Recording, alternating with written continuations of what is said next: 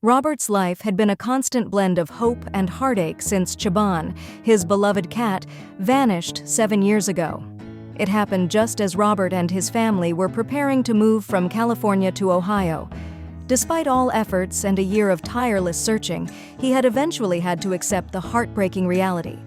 Chaban was gone. Life had moved on.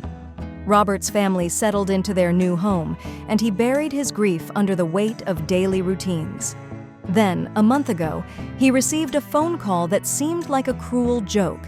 A cat, found emaciated and sick on the side of a road, had been scanned for a microchip, and the chip's data pointed to him.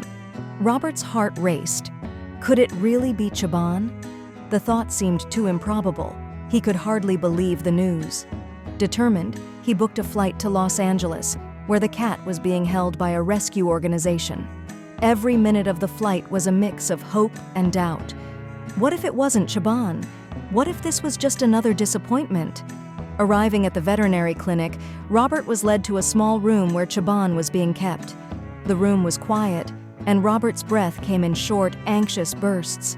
He had been here before, in this very clinic, years ago when Chaban was just a kitten. The door opened, and Robert saw a scruffy, gaunt figure being carried in a carrier. His heart pounded as he approached. The moment the carrier door was opened, Chaban, now 19 years old, slowly emerged.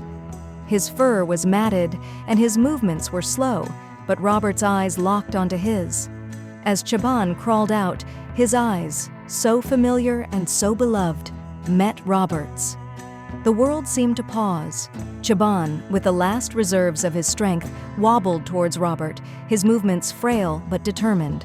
Then, as if by instinct, he climbed onto Robert's shoulder, his old paws gripping tightly.